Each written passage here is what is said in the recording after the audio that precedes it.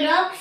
For today's video, ang gagawin namin ni Daddy, ipapakita po namin ni Daddy yung aking alaga. Kasi po, meron po kami alaga dito. Rinig na rinig niyo po yung sound. Ibon! Pero ibon po siya talaga. Ang pangalan po ng ibon ko, si Kilyaw at si Yawan. At sila po yung mga ibon Kilyawan. Bali, ito pong mga ibon na to, mga inakay pa po sila. Binili po namin ito dun sa isang tao na hindi kalayuan ng bahay dito sa amin. Ito daw po ay nahulog mula dun sa, ewan ko kung anong puno yun.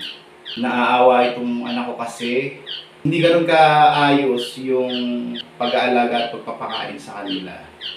Naawa po ako kaya po binabili ko kay Daddy.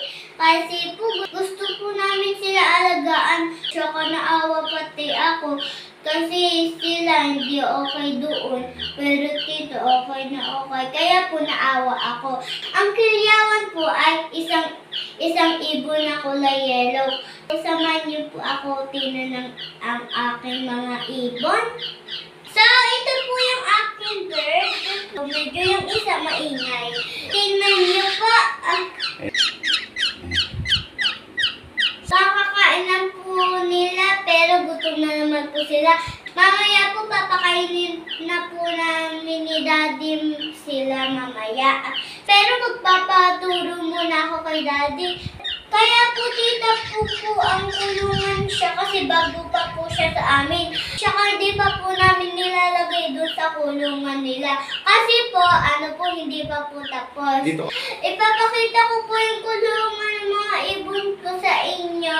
Kasi po pinagawa po yun ni Daddy. So tara po. Ito po ang aming studio at aviary. So tara po, pasok po kayo.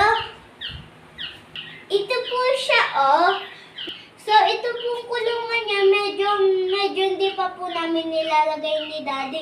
Kasi po, hindi pa po tapos, tsaka kulang pa po siyang halaman. Tara po, bubuksan ko po yung pinto para makita niyo. Ayan, bubuksan na po ni Light ang pinto ng Ito po siya, tinan niyo po.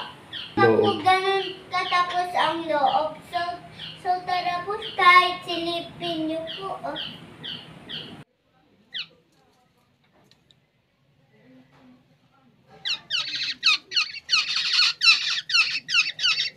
Kailangan po maraming halaman.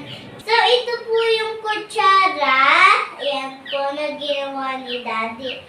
So ito po yung food niya, banana. Kasi po, ang kinakain po kasi mga Kilyawan ay mga fruit. So, sama niyo po ako pakainin. So, magpapaturo pa po ako kay Daddy. Ano ba yung ipapakain nating fruit sa kanila? Siyempre, Daddy, saging. Okay, kuha mo ng konti. Okay na ba yan? Okay. Ayun, very good na si Light. O, isa pa. Ito po, papakainin na po sila. O, sige, tingnan natin yung pagkuha mo ng banana. Yan. Sige.